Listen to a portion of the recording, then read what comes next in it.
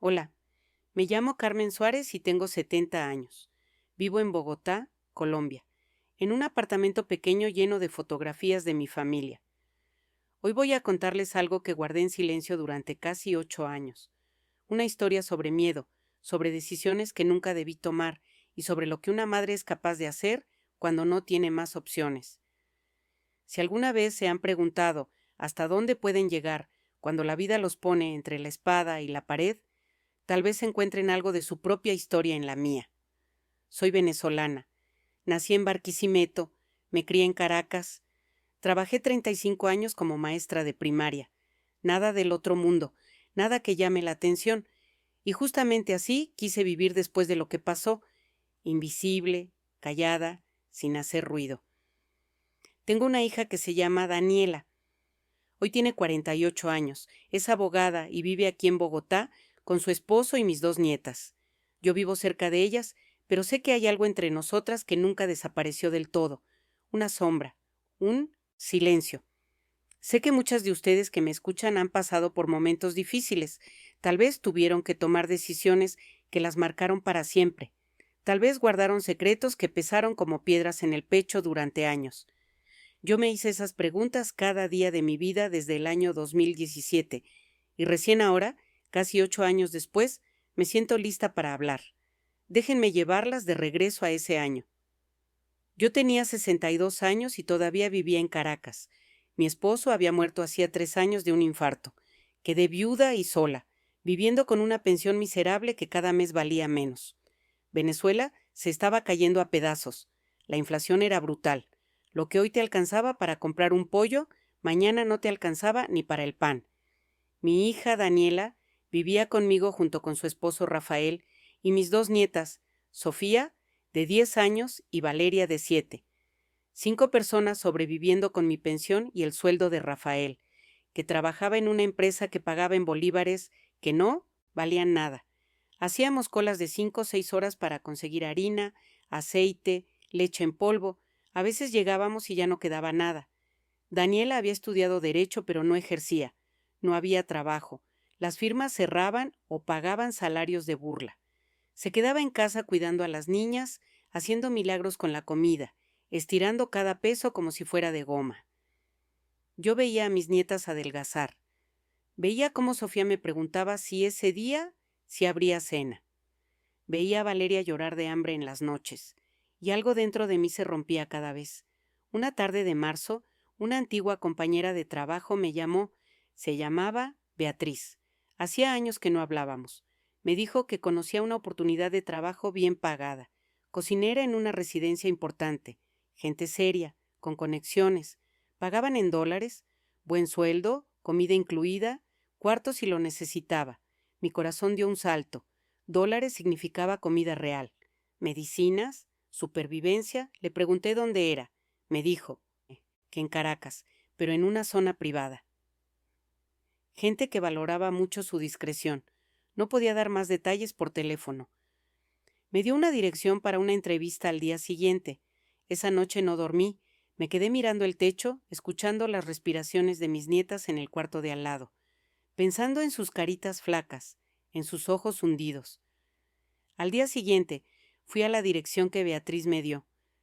Era una oficina discreta en Altamira. Me recibió un hombre de traje, serio, con cara de pocos amigos. Me hizo preguntas básicas: experiencia cocinando, referencias, si vivía sola, si tenía familia. Le dije que era viuda, que tenía una hija y 2 nietas, que necesitaba el trabajo desesperadamente. Me estudió un largo rato. Luego me dijo que el trabajo era en una residencia oficial, que había reglas muy estrictas, absoluta discreción, nada de preguntas, nada de comentarios sobre lo que viera o escuchara, gente que entraba y salía a cualquier hora, reuniones privadas, confidencialidad total. Le dije que entendía, que yo solo quería cocinar y cobrar. Me ofreció un sueldo que era 5 veces lo que ganaba con mi pensión, en dólares. Acepté ahí mismo, sin pensarlo 2 veces. Ese fue mi primer error. Empecé a trabajar una semana después. Me dijeron que llegaría un carro por mí todos los lunes a las 5 de la mañana y me traería de vuelta los viernes por la noche. 4 días a la semana viviendo ahí. 3 días en casa con mi familia. Daniela no estaba convencida. Me preguntó 1000 veces quién era esa gente, por qué tanto secreto, si no era peligroso. Le dije que eran funcionarios del gobierno, gente importante que necesitaba privacidad. Nada más. Ella seguía desconfiando, pero el hambre pesaba más que las dudas. El primer lunes llegó un Toyota Fortuner negro con vidrios polarizados. El conductor era un hombre joven, musculoso, con cara seria y un bulto visible bajo la camisa que solo podía ser un arma. No me saludó, solo abrió la puerta trasera. Subí con mi bolso pequeño. Llevaba 2 mudas de ropa, mis medicinas para la presión y una foto de mis nietas que guardaba en la cartera. El carro arrancó sin que el conductor dijera palabra. Salimos de mi barrio en Los Ruices y tomamos la autopista. Yo miraba por la ventana tratando de memorizar la ruta, pero después de varios giros en zonas residenciales que no conocía, perdí completamente la orientación. Pasamos por varios retenes de seguridad. Guardias armados revisaban el carro, hacían señas, nos dejaban pasar. Yo sentía el estómago cada vez más apretado. Finalmente llegamos. Era una residencia enorme, estilo colonial, rodeada de muros altos, rejas de hierro negro y cámaras por todos lados. Había guardias patrullando, muchos guardias. Todos jóvenes, todos armados con fusiles. El carro se detuvo frente a una entrada lateral. El conductor me indicó que bajara. Toqué apenas y la puerta se abrió. Me recibió una mujer de unos 50 años, robusta, con el cabello recogido en un moño apretado y una mirada que podía cortar vidrio. Me dijo que se llamaba Inés, que era la jefa de cocina y supervisaba al personal doméstico. Me hizo pasar. El interior era lujoso pero sobrio. Pisos de mármol, muebles de madera fina, cuadros caros en las paredes. Todo impecable, todo en silencio. Me llevó directo a la cocina. Era enorme, industrial, con equipos profesionales, despensas llenas de comida que hacía meses no veía. Harina, aceite, carne, pollo, vegetales frescos, quesos importados. Me quedé paralizada mirando todo eso. Inés me explicó las reglas mientras me mostraba dónde estaba cada cosa. Levantarse a las 4:30 de la mañana, desayuno listo a las 6, almuerzo a la 1, cena a las 8. Todo debía ser impecable, de restaurante, presentación perfecta. Nunca salir de la cocina sin autorización, nunca circular por otras áreas de la residencia, nunca dirigirse directamente a los visitantes o residentes. Si alguien me hablaba, responder con respeto pero brevedad. No hacer preguntas sobre nada ni nadie. No comentar lo que viera o escuchara con nadie, ni siquiera con mi familia. Me asignaron un cuarto pequeño en la parte de servicio. Tenía una cama individual, un armario, un baño compartido con otra empleada. La ventana tenía rejas. Conocí al resto del personal ese mismo día. Estaba Gladys, una mujer delgada de unos 45 años que hacía la limpieza. Hablaba poco, se movía rápido, evitaba el contacto visual. Llevaba años ahí y se notaba. Estaba también Mario, el ayudante de cocina, un muchacho de unos 25 años, callado, eficiente, siempre con la cabeza baja. E Inés, claro, que mandaba en todo con mano dura. Y había guardias, muchos guardias. Jóvenes de 20 a 30 años, todos armados, todos con esa mirada dura de quien ha visto demasiado. Patrullaban constantemente, revisaban todo, vigilaban cada movimiento. El primer día preparé el desayuno siguiendo las instrucciones de Inés. Arepas, huevos revueltos, queso blanco, café. Todo perfecto, todo en bandejas de plata que otros empleados llevaban al comedor principal. Nunca vi quién comía, solo escuchaba voces distantes, pasos, puertas que se abrían y cerraban. Trabajé todo el día, almuerzo, cena, limpieza de la cocina. Cayó la noche y me fui a mi cuarto exhausta. Me senté en la cama y por primera vez me permití pensar realmente dónde estaba. Los guardias armados por todos lados, las cámaras grabando todo, el silencio forzado, las reglas estrictas, la ubicación secreta. Esto no era una residencia normal, y yo acababa de entrar en algo de lo que tal vez no podría salir. Los primeros días fueron de pura supervivencia. Levantarme antes del amanecer, cocinar sin parar, limpiar, volver a cocinar. Todo bajo la mirada vigilante de Inés, que revisaba cada plato como si buscara veneno. Gladys, la empleada de limpieza, Me observaba constantemente, pero nunca me hablaba más allá de lo necesario. Mario, el ayudante, trabajaba a mi lado en silencio absoluto. A veces me pasaba ingredientes sin decir palabra. Otras veces desaparecía por horas y yo no preguntaba dónde. La tensión en esa casa era física. Se sentía en el aire, se respiraba como humo espeso. Todos hablaban en susurros, todos evitaban hacer ruido innecesario. Era como vivir en una iglesia donde cualquier sonido podía ser una ofensa. Las cámaras estaban por todos lados. En la cocina había 3 que yo podía ver. En los pasillos, en las entradas, en el jardín, lucecitas rojas parpadeando constantemente, grabando, vigilando. Fue en mi tercera noche cuando lo vi por primera vez. Estaba terminando de limpiar la cocina después de la cena. Eran casi las 10. Escuché movimiento inusual en la entrada principal. Voces, pasos apresurados. Todos los empleados se tensaron inmediatamente. Inés se enderezó. Gladys prácticamente desapareció hacia el cuarto de lavado. Mario me hizo una seña rápida con la cabeza. Agacha la mirada. Entró, rodeado de al menos 10 hombres armados. Todos con traje oscuro, todos con audífonos de comunicación, todos con ese caminar militar. Y en medio de ellos, él, Nicolás Maduro. Lo había visto 1000 veces en televisión, en los discursos interminables, en las cadenas obligatorias que interrumpían cualquier programa, pero verlo ahí, a menos de 10 metros, en persona, fue completamente diferente. Era más alto de lo que pensaba. Llevaba su uniforme deportivo rojo característico, el bigote negro bien recortado. Caminaba con una seguridad que llenaba todo el espacio, como si el aire mismo se moviera para dejarle paso. Yo seguí limpiando con la cabeza baja, las manos temblando sobre el trapo. Pasó cerca de la cocina. Escuché su voz, grave, dando instrucciones a alguien. Luego subió al segundo piso con su comitiva. El silencio que dejaron atrás era ensordecedor. Cuando finalmente me atreví a voltear, Inés me estaba mirando fijamente. No dijo nada. Solo me hizo un gesto. Termina y vete a tu cuarto. Esa noche no pude dormir. Me quedé en la cama mirando el techo, escuchando los pasos de los guardias patrullando afuera, escuchando el sonido distante de camionetas llegando y saliendo. Estaba trabajando en la residencia presidencial, estaba cocinando para Nicolás Maduro, y no había forma de salir. Los días se convirtieron en semanas. Establecí una rutina mecánica: cocinar, limpiar, dormir poco, hablar menos. Cada viernes, cuando el carro me llevaba de vuelta a casa, abrazaba a mis nietas con una desesperación que no podía explicar. Daniela notaba que algo andaba mal. Me preguntaba por qué estaba tan callada, por qué saltaba cuando sonaba el teléfono, por qué revisaba por la ventana antes de acostarme. Le decía que solo era el cansancio, el trabajo pesado, pero la verdad era que vivía con miedo constante, miedo de cometer un error, miedo de escuchar algo que no debía, miedo de que descubrieran que yo sabía dónde estaba realmente, porque aunque nunca me lo dijeron explícitamente, yo sabía, todos sabíamos, solo que nadie lo decía en voz alta.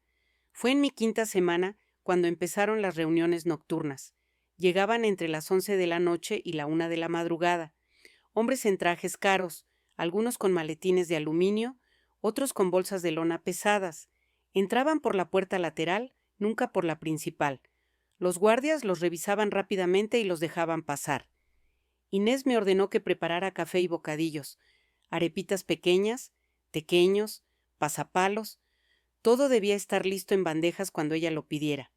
Una noche, mientras preparaba una bandeja, escuché voces que venían del comedor. La puerta estaba entreabierta.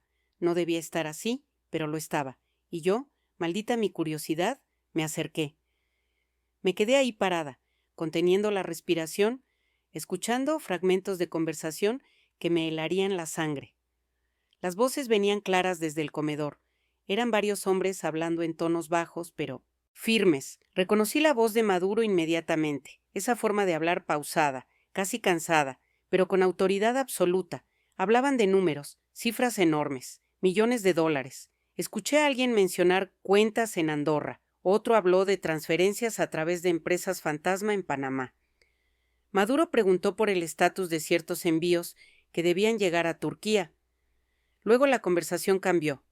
Alguien mencionó el nombre de un militar, un general que estaba causando problemas, haciendo preguntas, dudando. Maduro respondió con una frase que nunca olvidaré. Su voz se puso más fría, más dura. Los que dudan son los que desaparecen, es así de simple. Hubo un silencio pesado. Luego alguien dijo que se encargarían del problema esa misma semana. Sentí que el piso se abría bajo mis pies. Estaba escuchando cosas que no debía, cosas que podrían costarme la vida. Me alejé de esa puerta con el corazón latiéndome tan fuerte que pensé que me iba a delatar. Volví a la cocina tratando de controlar la respiración, las manos temblando mientras terminaba de preparar los tequeños. Inés entró justo en ese momento. Me miró con esos ojos penetrantes que parecían ver a través de mí. Me preguntó si estaba lista con las bandejas. Le dije que sí, que ya casi. Ella se quedó ahí parada, observándome. Luego se acercó más y bajó la voz. Carmen, ¿escuchaste algo ahorita? Mi garganta se cerró. Negué con la cabeza. Demasiado rápido, demasiado nervioso. Ella entrecerró los ojos. Porque si escuchaste algo, es mejor que lo olvides ahora mismo. ¿Me entiendes? Asentí, incapaz de hablar. Aquí la gente que escucha demasiado no dura mucho. ¿Está claro? Sí, señora Inés, clarísimo. Ella tomó las bandejas y se fue. Yo me quedé ahí temblando, apoyada en el mesón de la cocina, tratando de no vomitar. Esa noche no dormí nada. Me quedé en mi cama mirando el techo, repitiendo en mi cabeza una y otra vez lo que había escuchado. Cuentas en el extranjero, empresas fantasma, un general que iba a desaparecer, y yo era la única testigo de esa conversación aparte de los que estaban en ese cuarto. A la mañana siguiente preparé el desayuno en piloto automático, arepas, huevos, café, todo perfecto, todo mecánico. Gladys entró a la cocina para buscar productos de limpieza. Me miró de una forma extraña. Luego se acercó mientras fingía buscar algo en una gaveta. Habló en voz muy baja, casi un susurro. Anoche te vi, cerca del comedor. No vuelvas a hacer eso. Mi estómago se contrajo. ¿Yo solo? No me importa qué hacías. No lo vuelvas a hacer. Ya han despedido a 3 personas este año. Y cuando digo despedido, no me refiero a que las mandaron a su casa. Se fue sin decir más. Pero el mensaje era claro. 3 personas habían desaparecido por saber demasiado. Los días que siguieron fueron de paranoia total. Sentía que todos me observaban. Inés, Gladys, Mario, los guardias. Todos sabían que yo había estado cerca de esa puerta. Todos esperaban a ver si yo cometería un error, si hablaría, si me convertiría en un problema. Trabajaba en silencio absoluto. Evitaba cualquier área de la residencia que no fuera la cocina o mi cuarto. Mantenía la cabeza baja, la boca cerrada. El viernes, cuando el carro me llevó a casa, abracé a mis nietas con una desesperación que las asustó. Sofía me preguntó por qué lloraba. Le dije que era de felicidad, que las había extrañado mucho. Daniela me llevó aparte esa noche. Me preguntó directamente qué estaba pasando. Me dijo que yo estaba diferente, asustada, que algo andaba muy mal. Le mentí. Le dije que solo era el trabajo pesado, que esa gente era muy exigente, pero nada más. Ella no me creyó, pero tampoco insistió. Esos 3 días en casa fueron los únicos momentos de respiro, pero incluso ahí no podía relajarme completamente. Tenía miedo de que me siguieran, miedo de que alguien estuviera vigilando a mi familia. El lunes, cuando el carro negro llegó a recogerme, Daniela salió conmigo. Le dijo al conductor que necesitaba la dirección exacta donde yo trabajaba, por si pasaba una emergencia. El conductor la miró con esos ojos duros y le dijo que eso no era posible, que si había una emergencia podían llamar a un número que me daría. Pero la dirección era confidencial. Daniela insistió. El hombre levantó su camisa apenas lo suficiente para que viéramos el arma en su cintura. Luego dijo con voz calmada pero firme: Señora, suba al carro o pierda el trabajo. Usted decide. Mi hija me miró con los ojos llenos de lágrimas y rabia. Yo subí al carro sin decir palabra. Mientras nos alejábamos, la vi por el espejo lateral. Estaba ahí, parada en la acera, viendo cómo me llevaban, y no podía hacer nada. Esa semana fue cuando conocí a Rodrigo. Llegó un martes por la mañana. Inés nos lo presentó durante el desayuno del personal. Era el nuevo jardinero. Debía tener unos 40 años, complexión fuerte, piel curtida por el sol, manos grandes y callosas de quien ha trabajado la tierra toda su vida. Tenía una cara amable, ojos cafés que sonreían antes que su boca. Cuando me saludó, Su apretón de manos fue firme, pero cálido. Lo primero que pensé fue que no encajaba ahí. Era demasiado normal, demasiado humano en un lugar donde todos parecíamos sombras. Los primeros días lo vi trabajando en los jardines desde la ventana de la cocina. Podaba, regaba, arreglaba las plantas con una dedicación casi meditativa. A veces silbaba bajito mientras trabajaba. Ese sonido, por simple que fuera, le daba algo de vida a ese lugar muerto. Una mañana entró a la cocina a pedir agua. Yo estaba sola, preparando el almuerzo. Mario había salido a buscar algo a la despensa principal. Rodrigo se sirvió agua del filtro y se quedó ahí parado, mirándome trabajar. «Huele delicioso», dijo con una sonrisa genuina. «Gracias», respondí sin levantar la vista de las ollas. «¿Hace cuánto? ¿Trabajas aquí?» «Casi 2 meses. ¿Te gusta?» La pregunta me tomó por sorpresa. Nadie preguntaba esas cosas ahí. Levanté la vista. Él me observaba con curiosidad sincera, sin malicia. «Es trabajo», dije finalmente. Él asintió entendiendo lo que yo realmente quería decir. Luego se acercó un poco más y bajó la voz. «Yo vengo de Mérida. Allá las cosas están peor todavía. Mi familia se está muriendo de hambre. Cuando me ofrecieron este trabajo no pregunté nada. Solo acepté». Algo en su honestidad me desarmó. Por primera vez en semanas sentí que podía respirar un poco. «Yo soy de Caracas», le dije. «Tengo una hija y 2 nietas. Están pasando hambre también». Nos miramos en silencio, un silencio que decía todo. 2 personas atrapadas en el mismo infierno por la misma razón: supervivencia. Desde ese día, Rodrigo buscaba excusas para pasar por la cocina.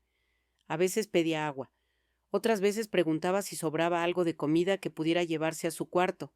Y siempre se quedaba unos minutos conversando conmigo. Me contaba de su vida. Había estado casado, pero su esposa murió de cáncer hacía 5 años. No pudieron pagar el tratamiento. Tenía 2 hijos varones que vivían en Mérida con su mamá, intentando sobrevivir. Él mandaba todo lo que ganaba.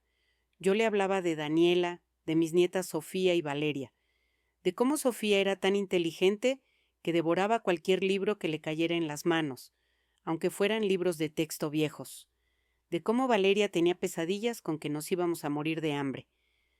Esas conversaciones se convirtieron en el único momento de paz que tenía, el único momento en que me sentía como Carmen, no como una empleada aterrorizada.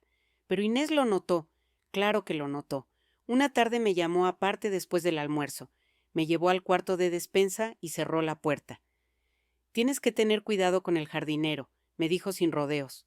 «¿Por qué? Solo hablamos un poco». «Aquí nadie habla. ¿Un poco? Aquí o te callas completamente o te conviertes en un problema». «Él solo es amable, señora Inés. Nada más». Ella se acercó más. Su rostro estaba a centímetros del mío. «Hace 6 meses teníamos una empleada de limpieza. Se llamaba Rosa. Era muy amable también, muy conversadora. Hablaba con todo el mundo, hacía amistades. Un día empezó a hacer preguntas sobre quién venía, a qué hora, qué se discutía en las reuniones. ¿Sabes dónde está Rosa ahora?» Mi garganta se cerró. Nadie sabe dónde está Rosa, y eso es exactamente el punto. Inés salió de la despensa dejándome ahí con el corazón en la garganta. Esa noche, cuando Rodrigo pasó cerca de la cocina, lo ignoré. No lo miré. No respondí cuando me saludó. Vi la confusión en su rostro. Vi cómo su sonrisa se apagaba. Pero no podía arriesgarme, no podía convertirme en la siguiente Rosa. Los días siguientes fueron horribles. Rodrigo dejó de venir a la cocina. Lo veía trabajando en los jardines desde la ventana, pero ya no silbaba. Ya no sonreía. Se movía mecánicamente, igual que todos los demás. Y yo me sentía culpable. Culpable de haberle dado esperanza y luego quitársela. Culpable de haber dejado entrar a alguien aunque fuera un poco, solo para después cerrar la puerta en su cara. Pero era supervivencia, y la supervivencia en ese lugar significaba soledad absoluta. Pasaron 2 semanas sin que Rodrigo y yo habláramos más allá de un saludo cortés y distante. Yo seguía viéndolo trabajar en los jardines, siempre solo, siempre con esa expresión de resignación que todos terminábamos adoptando en esa casa. Una noche, cerca de las 11, Yo estaba terminando de limpiar la cocina después de una cena para visitas importantes. Inés ya se había ido a dormir. Mario también. Estaba sola. Escuché un golpe suave en la puerta trasera de la cocina, la que daba al área de servicio. Me paralicé. Nadie tocaba esa puerta a esas horas. Me acerqué despacio. ¿Quién es? Soy yo, Rodrigo. Por favor, necesito hablar contigo. Dudé. Todo en mi cabeza me decía que no abriera, pero algo en su tono de voz, urgente, asustado, me hizo girar la cerradura. Rodrigo entró rápidamente y cerró detrás de él. Estaba sudando, pálido, con las manos temblando. ¿Qué pasa?, le pregunté. Él miró hacia todos lados, verificando que estuviéramos solos. Luego se acercó y habló en un susurro apenas audible. Carmen, tengo que salir de aquí, ahora, esta noche. ¿Qué? ¿Por qué? Vi algo que no debía ver. Mi estómago se contrajo. Rodrigo, no me digas nada, por favor. Tienes que escucharme. Esta noche estaba podando unos arbustos cerca de la biblioteca. La ventana estaba abierta, escuché una conversación. No quiero saber, le dije retrocediendo. Él me agarró del brazo, no con violencia, sino con desesperación. Hablaban de matar a alguien, un político de la oposición. Dijeron el nombre, la fecha, cómo lo iban a hacer parecer un accidente. Carmen, van a asesinar a alguien y yo lo escuché todo. Sentí que el cuarto daba vueltas. Entonces olvídalo. Olvida que lo escuchaste y ya. Uno de los guardias me vio ahí. Me vio cerca de la ventana. Me miró directo a los ojos. Sabe que escuché. El pánico me invadió. Si Rodrigo estaba en peligro, probablemente yo también lo estaba solo, por estar hablando con él ahora. ¿Qué quieres que haga?, le pregunté. Necesito salir esta noche. Hay un punto ciego en las cámaras, cerca del muro del fondo. Si puedo llegar hasta ahí, puedo trepar y salir. Pero necesito que alguien distraiga a los guardias unos 5 minutos. Solo 5 minutos. Estás loco. Me van a matar. Carmen, por favor. Tengo 2 hijos. Si me quedo aquí, mañana amanezco muerto. Lo sabes. Lo sabía perfectamente. ¿Y cómo se supone que yo distraiga a los guardias? Puedes activar la alarma de la cocina, decir que hay un incendio o algo. Ellos vendrán corriendo. 3, 4 minutos. Es todo lo que necesito. Era una locura. Era suicidio. Pero cuando lo miré a los ojos, vi a un hombre aterrorizado que solo quería volver a abrazar a sus hijos. Y pensé en mis nietas. Si hago esto, le dije con voz temblorosa, nunca nos vimos esta noche, nunca hablamos, ¿entiendes? Te lo juro por mis hijos. Nos quedamos en silencio unos segundos. Luego asentí. Espera 5 minutos. Cuando escuches la alarma, corre. Él me apretó las manos. Gracias, Carmen. Salió por la misma puerta trasera y desapareció en la oscuridad. Yo me quedé ahí parada, temblando de pies a cabeza, preguntándome si acababa de firmar mi sentencia de muerte. Esperé exactamente 5 minutos mirando el reloj de la cocina. Cada segundo parecía una eternidad. Luego fui a la estufa, abrí el gas sin encenderlo, dejé que se acumulara un poco, tomé una toalla, le prendí fuego con el encendedor y la dejé caer cerca de la estufa. En segundos, las llamas crecieron. Grité. ¡Fuego! ¡Ayuda! ¡Fuego en la cocina! La alarma se activó automáticamente. Las sirenas llenaron toda la residencia. Guardias llegaron corriendo desde todos lados. 2 entraron a la cocina con extintores. Yo estaba ahí parada, fingiendo pánico, señalando las llamas. Controlaron el fuego en menos de 2 minutos. Era pequeño, controlable, justo lo que yo había planeado. Inés llegó en bata, furiosa. Me gritó preguntándome cómo había pasado, si estaba idiota, si no sabía apagar una estufa. Le dije entre lágrimas falsas que se me había olvidado cerrar el gas, que lo sentía mucho, que no volvería a pasar. Ella me miró con sospecha, pero no dijo nada más. Los guardias revisaron todo, se aseguraron de que no hubiera más peligro y se fueron. Yo limpié el desastre, con las manos temblando tanto que apenas podía sostener el trapo. No supe si Rodrigo lo había logrado hasta la mañana siguiente. A la mañana siguiente me levanté con un nudo en el estómago. Bajé a la cocina a las 4:30 como siempre. Todo parecía normal. Inés estaba ahí, Mario también. Nadie mencionó nada sobre Rodrigo. Preparé el desayuno en piloto automático. Arepas, huevos, café. Mis manos se movían solas mientras mi mente daba vueltas sin parar. ¿Lo habría logrado? ¿Estaría ya en algún autobús camino a Mérida? ¿O lo habrían atrapado trepando el muro? Cerca de las 7, uno de los guardias entró a la cocina. Era joven, de cara dura, con una cicatriz en la ceja. Me miró directamente. ¿Tú eres la que causó el incendio anoche? Sí, señor. Fue un accidente. Lo siento mucho. Él me estudió en silencio. Luego preguntó, ¿viste al jardinero anoche? Mi corazón se detuvo. ¿Al jardinero? No. ¿Por qué? Desapareció. No está en su cuarto. No aparece por ningún lado. Fingí sorpresa. ¿Cómo que desapareció? Eso estamos investigando. Si sabes algo, más te vale decirlo ahora. No sé nada. Yo solo estaba en la cocina. Me miró unos segundos más, luego se fue. Inés se acercó cuando el guardia salió. Habló en voz baja, pero firme. Carmen, ese incendio de anoche fue muy conveniente, ¿no crees? No entiendo qué quiere decir, señora Inés. Entiendes perfectamente. Espero por tu bien que no hayas hecho ninguna estupidez. Se fue sin esperar respuesta. Los siguientes días fueron de tensión extrema. Guardias interrogaban a todos. Revisaban las grabaciones de las cámaras una y otra vez. Buscaban el punto por donde Rodrigo había escapado. Gladys me evitaba completamente. Mario apenas me hablaba. Inés me vigilaba como un halcón. Una semana después, el jefe de seguridad reunió a todo el personal en el comedor.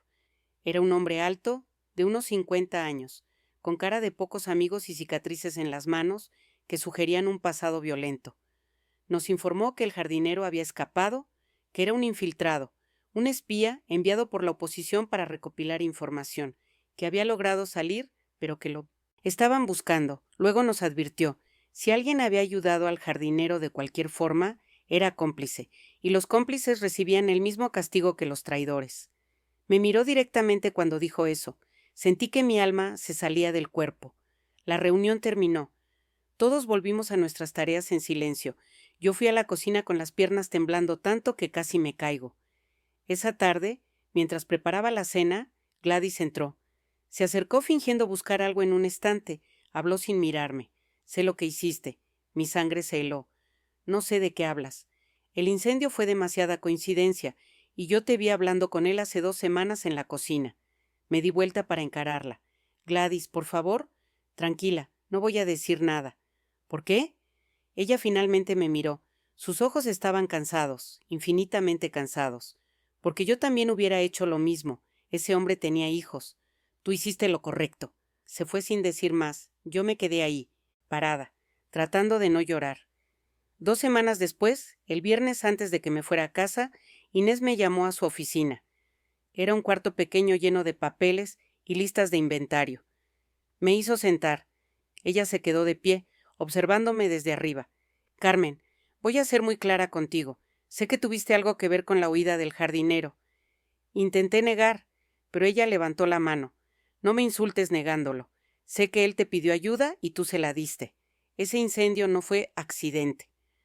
Mi garganta estaba tan cerrada que no podía hablar. Pero, continuó ella, también sé por qué lo hiciste, y créeme que yo entiendo mejor que nadie lo que es vivir aquí bajo esta presión constante. Se sentó en su escritorio y su expresión se suavizó apenas un poco. Rodrigo logró llegar a Mérida. Nos enteramos. Se escondió con su familia y de ahí se fueron a Colombia. Está vivo. Una ola de alivio me invadió tan fuerte que me mareé. ¿Por qué me dice esto? Porque quiero que entiendas algo muy importante. Sobreviviste esta vez, tuviste suerte, pero no la vuelvas a tentar. La próxima vez no te salvas. ¿Está claro? Sí, señora. Vas a seguir trabajando aquí. Vas a olvidarte de que Rodrigo existió. Vas a hacer tu trabajo, cobrar tu sueldo y callarte la boca. Y si alguna vez, alguien te pide ayuda otra vez, la respuesta es no, siempre no. ¿Me entiendes? Sí, señora Inés, perfectamente. Ella asintió. Puedes irte. Salí de esa oficina sintiéndome extrañamente vacía. Había salvado a un hombre. Había hecho algo bueno en medio de todo ese horror. Pero también había cruzado una línea. y ahora todos lo sabían. Los meses que siguieron al escape de Rodrigo fueron de una paranoia constante que me estaba consumiendo viva. Aunque Inés había dejado claro que no me denunciaría, sabía que estaba en una lista mental. Era observada más de cerca. Cada movimiento mío era analizado. Trabajaba en silencio absoluto. Ya no conversaba con nadie. Ya no levantaba la vista más de lo necesario. Me convertí en una sombra que cocinaba y limpiaba y desaparecía. Las reuniones nocturnas se hicieron más frecuentes, 2, 3 veces por semana. Siempre los mismos hombres de traje, siempre los maletines de aluminio, siempre esas conversaciones en voz baja que yo trataba de no escuchar. Pero una noche de octubre algo cambió. Llegó un grupo diferente. No eran los hombres de traje habituales. Eran militares de alto rango, generales con uniformes llenos de medallas, acompañados de escoltas armados hasta los dientes. La tensión en la casa se multiplicó por 10. Inés estaba más estricta que nunca. Nos ordenó que preparáramos una cena elaborada. Entrada, plato fuerte, postre, todo tenía que ser perfecto. Trabajé con Mario toda la tarde. Preparamos un pabellón criollo impecable, ensaladas, arepas rellenas, un quesillo de postre, todo servido en vajilla fina que solo se usaba en ocasiones especiales. La cena comenzó a las 9. Inés y Gladys sirvieron. Mario y yo nos quedamos en la cocina esperando por si necesitaban algo más. Fue Toso entonces cuando lo escuché. La voz de Maduro, más fuerte que de costumbre, casi gritando. La puerta del comedor estaba apenas entreabierta. No debía estarlo, pero lo estaba. Y yo, otra vez, cometí el error de acercarme. Maduro estaba furioso. Hablaba sobre un almacén de comida del club que había sido saqueado en Maracaibo. Decía que era imperdonable que alguien había filtrado información sobre la ubicación y los horarios de entrega. Uno de los generales intentó explicar que había sido un problema de logística, pero Maduro lo interrumpió. No me vengas con excusas. Esa comida era para vender, no para repartir. ¿Tienes idea de cuánto dinero perdimos por tu incompetencia? Las palabras me golpearon como un puñetazo. La comida del club, esa comida que supuestamente era ayuda del gobierno para la gente que se moría de hambre, la vendían, la desviaban, para venderla y hacer negocio. Mi estómago se revolvió. Pensé en mis nietas haciendo cola durante horas para conseguir una bolsa de comida. Pensé en todos los venezolanos muriendo de hambre mientras estos hombres se enriquecían con su sufrimiento. Seguí escuchando, paralizada por el horror. Maduro continuó hablando sobre otras operaciones. Mencionó cargamentos de medicinas que llegaban de donaciones internacionales. Insulina, antibióticos, tratamientos para el cáncer. Todo se desviaba. Se vendía en el mercado negro a precios altísimos. Habló de contratos con empresas fantasma, de sobornos a jueces y fiscales, de cuentas bancarias en Suiza donde depositaban millones mientras el país se desangraba. No sé cuánto tiempo estuve ahí parada escuchando, tal vez 5 minutos, tal vez 10. De repente sentí una mano en mi hombro que casi me hace gritar. Era Mario. Me jaló hacia atrás con fuerza. Me alejó de esa puerta. Su rostro estaba pálido de terror. ¿Estás loca?, susurró con rabia. ¿Quieres que nos maten a los dos? Me llevó hasta el fondo de la cocina. Yo temblaba sin control. Yo solo. ¿Solo qué? ¿Solo estabas escuchando una conversación privada del presidente? ¿Sabes lo que les hacen a la gente que escucha esas cosas?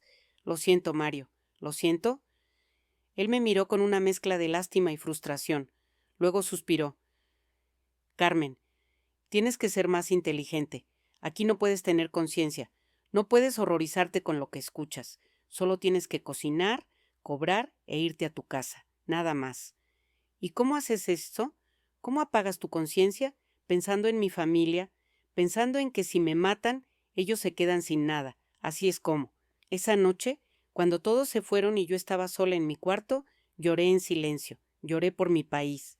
Lloré por toda la gente muriendo de hambre, mientras estos malditos se robaban hasta la comida de los programas de ayuda. Y lloré porque yo era parte de eso. Yo les cocinaba. Yo los servía. Yo era cómplice con mi silencio. ¿Pero qué podía hacer? Si hablaba, me mataban.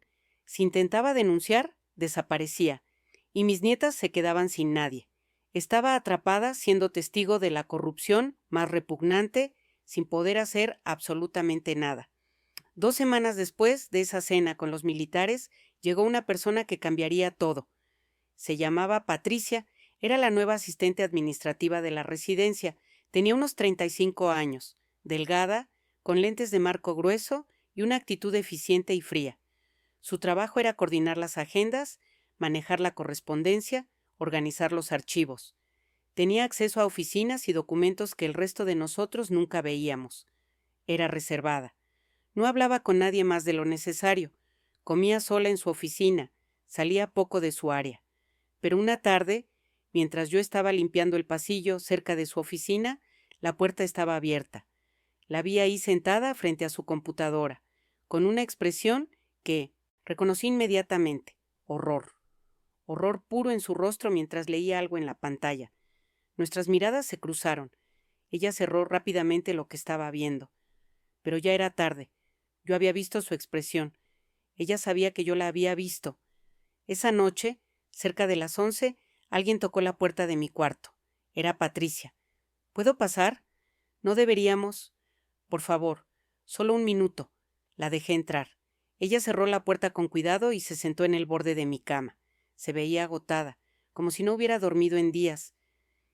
Tú también lo sabes, ¿verdad?, me dijo. ¿Saber qué? Lo que realmente pasa aquí, lo que están haciendo. No respondí. Era demasiado peligroso. Ella continuó. He estado revisando documentos, contratos, transferencias, cuentas. Carmen, es peor de lo que puedas imaginar. Mucho peor. No quiero saber, le dije, y tú tampoco deberías saber. Es que no puedo. No puedo seguir haciendo esto. No puedo ser parte de esto. Entonces, renuncia. No es tan simple. He visto demasiado. Si me voy, saben que soy un riesgo. La miré a los ojos. Vi el mismo terror que yo sentía todos los días. Entonces, ¿qué quieres hacer? Patricia bajó la voz hasta que fue casi inaudible. Tengo contacto con gente de afuera, periodistas, organizaciones internacionales, gente que puede hacer algo con esta información. Mi sangre se heló. Patricia, no sigas, no me digas nada más. Necesito ayuda, necesito a alguien que pueda... No, la interrumpí con firmeza. Lo que sea que estés planeando, cuenta conmigo para nada. Tengo una familia, tengo 2 nietas que dependen de mí. Yo también tengo familia, por eso necesito hacer esto. Pues hazlo tú sola, yo no me voy a involucrar. Ella me miró con decepción, luego asintió y se levantó para irse. Antes de abrir la puerta, se volteó. Si algo me pasa, Carmen, quiero que sepas que alguien tiene que contar la verdad. Alguien tiene que hablar. Ese alguien no seré yo. Se fue. Yo me quedé ahí sentada, con el corazón latiéndome descontrolado. Los siguientes días observé a Patricia con una mezcla de admiración y terror. Ella seguía trabajando normalmente, pero yo notaba cosas. La vi copiando archivos en una memoria USB. La vi tomando fotos de documentos con su teléfono cuando pensaba que nadie miraba. La vi escribiendo emails codificados. Era valiente, increíblemente valiente, o increíblemente estúpida. Una semana después, Patricia no llegó a trabajar. Inés nos informó durante el desayuno que había renunciado por motivos personales, que había regresado a su ciudad natal, pero yo vi la expresión en el rostro de Inés. Vi cómo evitaba el contacto visual y supe que estaba mintiendo. Patricia no había renunciado, Patricia había desaparecido. Esa noche no dormí, me quedé en mi cama pensando en ella, preguntándome si estaba viva, preguntándome si la habían torturado, preguntándome si había logrado pasar la información antes de que la atraparan. Y me sentí la peor basura humana del mundo, porque ella me había pedido ayuda y yo le había dicho que no, porque tal vez, solo tal vez, si yo hubiera hecho algo, ella seguiría viva, pero también sabía que si la hubiera ayudado, yo estaría muerta también y mis nietas estarían solas. ¿Era eso cobardía o supervivencia? Ya no sabía distinguir la diferencia. Lo único que sabía era que cada día que pasaba en esa casa, un pedazo de mi alma se moría. Y no estaba segura de cuánto quedaría cuando finalmente saliera. Pues fue un mes después de la desaparición de Patricia, cuando mi mundo se vino abajo completamente. Era un viernes por la tarde. Yo estaba en casa con mi familia, disfrutando mis 3 días libres de la semana. Daniela acababa de llegar del mercado donde había conseguido, después de 4 horas de cola, 1 kilo de harina de maíz y medio kilo de arroz. Las niñas estaban en la sala haciendo la tarea. Sonó el timbre. Daniela fue a abrir. Eran 2, hombres de traje. Uno de ellos mostró una identificación. SEBIN, Servicio Bolivariano de Inteligencia Nacional. Se me congeló la sangre. Dijeron que necesitaban hablar conmigo. Daniela intentó preguntar de qué se trataba, pero ellos la ignoraron. Me indicaron que los acompañara. ¿Estoy arrestada?, pregunté. Solo queremos hablar. Será rápido. Daniela me agarró del brazo. No vas a ningún lado sin una orden. Uno de los hombres sonrió. Era una sonrisa fría, cruel. Señora, su mamá puede venir voluntariamente a responder unas preguntas, o podemos hacer esto de la forma difícil, y la forma difícil incluye revisar su apartamento, interrogar a todos los que vivan aquí, incluyendo a sus hijas. ¿Qué prefiere? Mi hija me miró con los ojos llenos de lágrimas. Yo le apreté la mano. Está bien, mi amor. Voy a ir. Todo va a estar bien. Subí al carro con ellos, un sedán oscuro con vidrios polarizados. Me sentaron atrás entre los 2 hombres. Durante todo el trayecto no dijeron palabra. Yo tampoco pregunté nada, solo miraba por la ventana viendo cómo Caracas pasaba borrosa frente a mis ojos, preguntándome si volvería a verla. Nos detuvimos frente a un edificio gris sin identificación. Me hicieron entrar. Pasillos fríos, luces fluorescentes, olor a humedad y miedo. Me metieron a un cuarto pequeño, una mesa, 2 sillas, una cámara en la esquina del techo con la lucecita roja encendida. Me dejaron sola durante lo que me pareció horas. Luego entró un hombre mayor, de unos 60 años, con el cabello completamente cano y ojos que habían visto demasiado. Se sentó frente a mí sin saludar. Puso sobre la mesa una carpeta manila. Carmen Suárez, dijo leyendo el nombre como si fuera una acusación. 62 años, viuda, cocinera en la residencia presidencial desde hace 7 meses. Asentí sin hablar. ¿Conocías a Patricia Morales? Mi estómago se contrajo. Era la asistente administrativa. Trabajamos en el mismo lugar. ¿Hablaste con ella alguna? ¿Con ella? ¿Ves? Solo saludos, nada más. Él abrió la carpeta, sacó unas fotos. Eran capturas de las cámaras de seguridad. Me mostraba a mí limpiando cerca de la oficina de Patricia. Otra foto me mostraba en el pasillo cuando nuestras miradas se cruzaron. ¿Segura que solo saludos? Sí, solo saludos. Patricia Morales está muerta, dijo sin emoción, como quien comenta el clima. Se suicidó tirándose de un puente hace 2 semanas. Sentí que me faltaba el aire. Suicidio. La misma historia que con Rosa, la empleada anterior. La misma mentira. Qué terrible, logré decir. Sí, muy terrible. Especialmente porque antes de morir envió varios correos electrónicos a organizaciones internacionales, correos con información confidencial sobre operaciones del gobierno. Me quedé en silencio. Estamos interrogando a todos los que tuvieron contacto con ella, buscando cómplices, gente que pudo haberla ayudado. Yo no la ayudé en nada, solo cocinaba, nada más. Él me estudió en silencio durante 1 minuto eterno. Luego cerró la carpeta. Carmen, voy a ser muy claro contigo. No creemos que tú fuiste cómplice directo de Patricia, pero necesitamos estar seguros, así que te voy a hacer una propuesta. Esperé sin respirar. Vas a seguir trabajando en la residencia, pero ahora también vas a reportarnos a nosotros cualquier comportamiento extraño del personal, cualquier conversación sospechosa, cualquier cosa fuera de lo normal. Ya le reporto a la señora Inés. Ahora nos reportas a nosotros también, directamente. ¿Y si no acepto? Su expresión se endureció. Entonces investigamos más a fondo tu participación con Patricia. Y mientras investigamos, tu hija y tus nietas quedan bajo vigilancia permanente. Sería una pena que algo les pasara. La amenaza era cristalina. O me convertía en informante o mi familia pagaba el precio. Acepto, dije con voz rota. Haré lo que pidan. Él sonrió. Excelente decisión. Me dieron un teléfono celular básico. un número al que debía llamar si veía algo sospechoso. Me advirtieron que el teléfono tenía rastreador. Si intentaba deshacerme de él o usarlo para otra cosa, lo sabrían. Me dejaron ir esa misma noche. Cuando llegué a casa, Daniela estaba despierta esperándome. Se lanzó a abrazarme llorando. «Mamá, ¿qué pasó? ¿Qué querían?» «Nada, mi amor. Solo verificar unos datos. Todo está bien». Ella me miró a los ojos. «No me mientas, por favor». Pero no podía decirle la verdad. No podía contarle que ahora era informante del SEBIN, que estaba atrapada entre vigilar a mis compañeros o poner en riesgo a mi familia. Solo fue un malentendido. Ya está resuelto. Esa noche no dormí. Me quedé mirando ese teléfono sobre mi mesita de noche como si fuera una serpiente venenosa. El lunes siguiente volví a la residencia. Todo parecía normal, pero yo ya no era la misma. Ahora cada conversación que escuchaba, cada movimiento de mis compañeros, tenía que analizarlo. ¿Era sospechoso? ¿Debía reportarlo? Inés notó que algo andaba diferente conmigo. Me llamó aparte el segundo día. «¿Qué te pasó el viernes?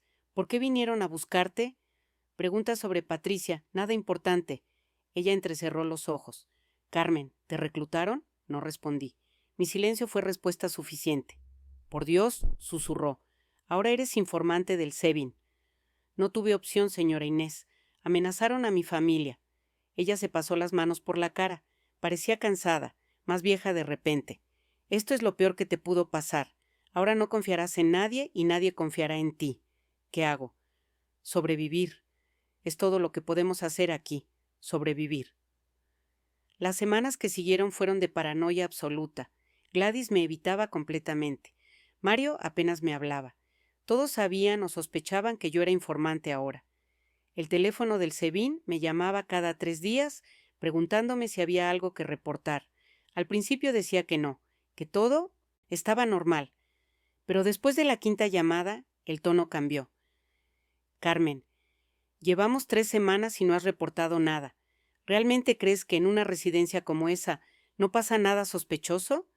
¿O es que no estás cumpliendo tu parte del trato? Es que no he visto nada. Encuéntralo, o encontraremos razones para investigar a tu familia más de cerca». La amenaza era clara. Tenía que darles algo o las consecuencias vendrían. Esa noche, desesperada, inventé algo. Llamé al número y reporté que Mario había estado haciendo llamadas extrañas desde su celular a horas raras. Era mentira. Una mentira completa. 2 días después, Mario no llegó a trabajar. Inés dijo que había renunciado, pero yo vi en sus ojos la verdad. Mario no había renunciado. Lo habían llevado a interrogar por mi culpa. Cuando regresó una semana después, tenía moretones en la cara que intentaba ocultar. No me miró ni una sola vez. Yo había destruido su vida con una mentira solo para salvar la mía. Esa noche vomité hasta que no quedó nada en mi estómago. Me miré al espejo y no reconocí a la mujer que me devolvía la mirada. Era una traidora, una mentirosa, una colaboradora de un régimen que destruía vidas. Pero seguía viva. Mi familia seguía viva. Y eso tenía que ser suficiente. ¿O no? Los meses siguieron pasando. Yo reportaba cosas inventadas ocasionalmente para mantener al SEBIN satisfecho. Pequeñas mentiras que no ponían a nadie en peligro real. Conversaciones exageradas, comportamientos normales descritos como sospechosos. Pero cada reporte era como quitarme un pedazo de alma. En diciembre de 2017 me llamaron otra vez a las oficinas del SEBIN. Pensé que me iban a interrogar de nuevo, pero fue diferente. El mismo hombre de cabello cano me recibió. Esta vez tenía una expresión casi amable. «Carmen, has sido muy útil estos meses. El presidente está satisfecho con tu colaboración». No dije nada. «Por eso hemos decidido darte un bono, un reconocimiento, por tu lealtad». Puso sobre la mesa un sobre. Lo abrí. Había dinero, muchos dólares, más de lo que ganaba en 3 meses. Era dinero de sangre, dinero manchado con las vidas que yo había ayudado a destruir. «Gracias», dije con voz muerta. «Sigue así y te irá muy bien». Volví a casa con ese sobre quemándome en el bolso. Cuando llegué, Daniela estaba en la cocina preparando la poca comida que teníamos. Le di el dinero. Le dije que era un bono de fin de año. Ella lo tomó con lágrimas en los ojos. «Mamá, con esto podemos comprar comida de verdad. Las niñas van a tener una Navidad decente». Mis nietas entraron corriendo cuando se enteraron. Me abrazaron, me besaron, me dijeron que era la mejor abuela del mundo, y yo sonreí, abracé a mis nietas, actué feliz, pero por dentro estaba muerta. Fue en febrero de 2018 cuando tomé la decisión más difícil de mi vida. Ya no podía más. Cada día, en esa residencia me estaba matando por dentro. Cada reporte falso, cada mentira, cada traición me hacía sentir menos humana. Una noche llamé a Daniela. Le dije que teníamos que hablar urgente. Esperé a que las niñas se durmieran y nos sentamos en la sala, solas. Mamá, me estás asustando. ¿Qué pasa? Nos vamos a ir de Venezuela. Ella me miró como si me hubiera vuelto loca. ¿Qué? ¿Cómo? No tenemos dinero para eso. Tengo ahorrado suficiente. Podemos llegar a Colombia, Bogotá, empezar de nuevo. Pero mamá, tu trabajo, voy a renunciar. ¿Estás loca? Es el único ingreso estable que tenemos. Le tomé las manos. Daniela, necesito que confíes en mí. Ese trabajo me está matando. Si me quedo más tiempo ahí, no voy a sobrevivir. Ella vio algo en mis ojos que la asustó, una desesperación que no podía ocultar más. ¿Qué te están haciendo en ese lugar? No puedo decírtelo, pero por favor confía en mí. Tenemos que irnos. Daniela lloró. Discutimos. Ella tenía miedo de dejar todo, de empezar de cero en otro país. Rafael, su esposo, estaba igual de asustado, pero finalmente aceptaron. Vieron que yo no iba a cambiar de opinión. Planear la salida fue complicado. No podía simplemente renunciar. Si lo hacía, el SEBIN sabría que algo andaba mal. Tenía que ser más inteligente. Empecé a reportar menos. Cuando me llamaban, decía que estaba enferma, que me sentía mal. Les hice creer que estaba perdiendo utilidad como informante. Luego, en marzo, fingí un desmayo en la cocina.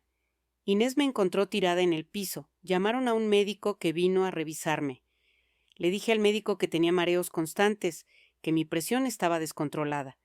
Él me recetó medicamentos y recomendó que descansara. 2 semanas después tuve otro episodio, esta vez frente a los guardias. Me llevaron a emergencia de un hospital. Los médicos me revisaron. Mi presión estaba alta de verdad, porque el estrés me estaba matando. Me dieron incapacidad por 2 semanas. Cuando volví a la residencia, hablé con Inés. Le dije que mi salud estaba muy mal, que necesitaba renunciar. Ella me miró con esos ojos que veían todo. ¿Realmente estás enferma o solo quieres salir? Las dos cosas. Ella asintió. Te entiendo. Yo llevo aquí 5 años y cada día me arrepiento de haber aceptado este trabajo. ¿Por qué no renuncias? Porque tengo 52 años. ¿Quién me va a contratar en este país? Al menos aquí como y cobro en dólares. Me dio tristeza verla tan resignada, pero yo no iba a terminar así. Inés habló con los encargados. Les explicó que yo estaba enferma, que no podía continuar. Sorprendentemente, aceptaron mi renuncia sin problemas. Creo que el SEBIN decidió que yo ya no era útil. Una vieja enferma que apenas podía mantenerse en pie no servía como informante. Mi último día fue un viernes de abril. Recogí mis pocas cosas. Me despedí de Inés. Ella me abrazó brevemente. Suerte, Carmen. Espero que encuentres paz. Tú también, Inés. Tú también mereces paz. El carro me llevó a casa por última vez. Durante todo el trayecto miré por la ventana, despidiéndome mentalmente de Caracas. La semana siguiente vendimos todo lo que teníamos. Muebles, electrodomésticos, ropa que no necesitábamos. Juntamos lo que pudimos. Rafael consiguió los pasajes de autobús. Bogotá, viaje de 2 días. El día de la partida, 15 de mayo de 2018, nos levantamos antes del amanecer. Las niñas estaban emocionadas. Para ellas era una aventura. Solo nosotros sabíamos que era un escape. En la terminal de buses, mientras esperábamos para abordar, vi a lo lejos un carro negro con vidrios polarizados. Mi corazón se detuvo. ¿Nos habían seguido? ¿Sabían que nos íbamos? El carro se quedó ahí parado unos minutos. Luego se fue. Tal vez era paranoia, o tal vez era una última advertencia. No lo supe nunca. Subimos al autobús. Encontramos nuestros asientos, el motor arrancó, y mientras Caracas desaparecía por la ventana trasera, lloré en silencio. Lloré por todo lo que había perdido, por la persona que había sido y que ya no existía. Pero también Sentí algo que no había sentido en meses. Alivio. Llegar a Bogotá fue como aterrizar en otro planeta. Los primeros meses fueron brutales. No teníamos papeles en regla. Vivíamos en un cuarto alquilado diminuto, los 5 apretados, buscando trabajo que nadie nos daba porque éramos venezolanos. Rafael consiguió trabajos esporádicos en construcción. Daniela limpiaba casas, yo cuidaba a las niñas y cocinaba con lo poco que teníamos, pero al menos dormía. Por primera vez en un año, podía dormir sin sobresaltarme a mitad de la noche, pensando que venían por mí. Las pesadillas seguían. Soñaba con la residencia, con las conversaciones que había escuchado, con Mario golpeado por mi culpa, con Patricia muerta. Me despertaba sudando, con el corazón acelerado. Daniela se daba cuenta, pero no decía nada. Solo me abrazaba y esperaba a que me calmara. Poco a poco fuimos estabilizándonos. Rafael consiguió trabajo fijo en una empresa de construcción. Daniela entró como asistente administrativa en una firma de abogados. Yo empecé a vender arepas en un puesto pequeño en el barrio donde vivíamos. Las niñas entraron a la escuela. Al principio fue difícil. Los otros niños se burlaban de su acento, las llamaban venecas, pero con el tiempo se adaptaron. En 2019 logramos mudarnos a un apartamento más grande, 2 cuartos, un lujo comparado con el cuarto donde habíamos empezado. Yo seguía vendiendo arepas, ganaba poco pero era honesto, era mi dinero. No estaba manchado de sangre, pero el pasado no me dejaba en paz. Cada vez que veía noticias sobre Venezuela, cada vez que escuchaba el nombre de Maduro, algo dentro de mí se retorcía. Daniela lo notaba. Mamá, tienes que soltar eso. Ya estamos aquí, ya estamos a salvo. No es tan fácil, mi amor. Lo sé, pero tienes que intentarlo. Por ti, por nosotras. Tenía razón, pero no sabía cómo soltar algo que me había marcado tan profundo. Fue en 2020, durante la pandemia, cuando finalmente empecé a escribir. Al principio eran solo notas sueltas, fragmentos de recuerdos que me perseguían. Luego se convirtió en algo más, una necesidad de sacar todo eso de mi pecho, de poner en palabras lo que había vivido. Escribía de escondidas, en un cuaderno viejo que guardaba bajo mi colchón. Nunca planeé mostrárselo a nadie. Era solo para mí, una forma de procesar. Pero con el tiempo me di cuenta de que necesitaba más que eso. Necesitaba que alguien supiera, que alguien entendiera. En 2022 busqué ayuda profesional, una psicóloga que trabajaba con refugiados. Le conté parte de mi historia. No todo, porque todavía tenía miedo, pero lo suficiente. Ella me ayudó a entender que lo que yo tenía era trauma complejo, que necesitaba perdonarme por las decisiones que había tomado bajo presión extrema. Carmen, tú no eras una villana, eras una víctima forzada a convertirse en victimaria para sobrevivir. Esas palabras me golpearon fuerte, porque era exactamente eso. Las terapias ayudaron. Las pesadillas no desaparecieron, pero se hicieron menos frecuentes. Aprendí técnicas para manejar la ansiedad cuando veía algo que me recordaba a esos tiempos. En 2023 tomé una decisión. Iba a contarle toda la verdad a Daniela. Ella merecía saber por qué su mamá había cambiado tanto, por qué había insistido tanto en salir de Venezuela. Una tarde, cuando las niñas estaban en la escuela y Rafael trabajando, la senté en la sala. Mi amor, necesito contarte algo, sobre ese trabajo que tuve en Caracas. Ella se puso seria. Te escucho. Y le conté todo, desde el principio, desde que Beatriz me contactó hasta el día que escapamos. Le conté sobre la residencia presidencial, sobre las reuniones nocturnas, sobre las conversaciones que escuché. Le conté sobre Rodrigo, sobre cómo lo ayudé a escapar, sobre Patricia y su desaparición, sobre cómo el SEBIN me reclutó como informante, sobre Mario y lo que le hice. Le conté sobre la corrupción que vi con mis propios ojos, sobre cómo desviaban la comida del CLAP, sobre las cuentas en el extranjero, sobre los asesinatos planeados. Daniela lloró. Lloró por mí, lloró por Venezuela, lloró por todo lo que habíamos perdido. Cuando terminé de hablar, me abrazó fuerte. Mamá, hiciste lo que tenías que hacer, nos salvaste, nos sacaste de ahí.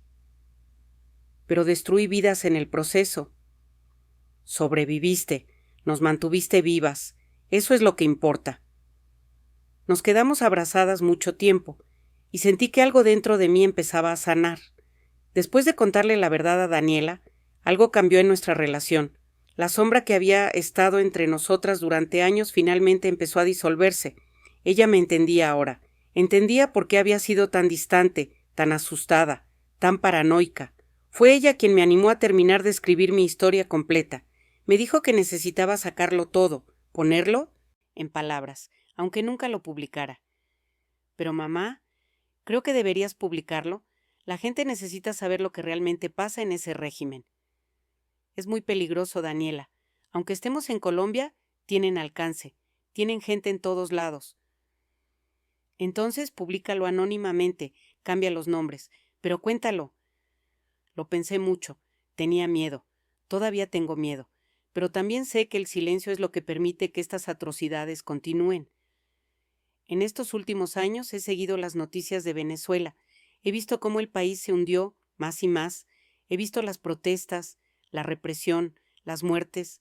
He visto a millones de venezolanos escapando, igual que nosotros.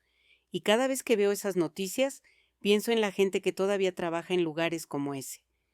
En los Inés, los Mario, los Gladys. Gente atrapada sirviendo a un régimen corrupto porque no tienen otra opción.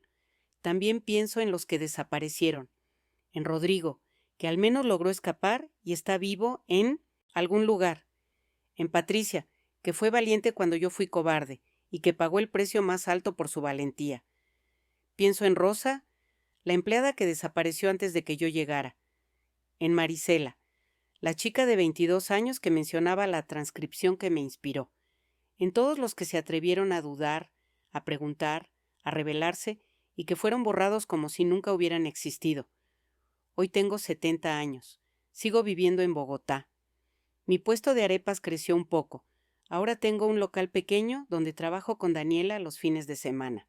Rafael sigue en construcción, ya como maestro de obra. Las niñas, Sofía y Valeria, ya son unas adolescentes. Sofía tiene 17 y quiere estudiar medicina. Valeria tiene 14 y sueña con ser periodista. Las veo crecer libres, con futuro, con esperanza. Y sé que tomé la decisión correcta de sacarlas de Venezuela cuando lo hice.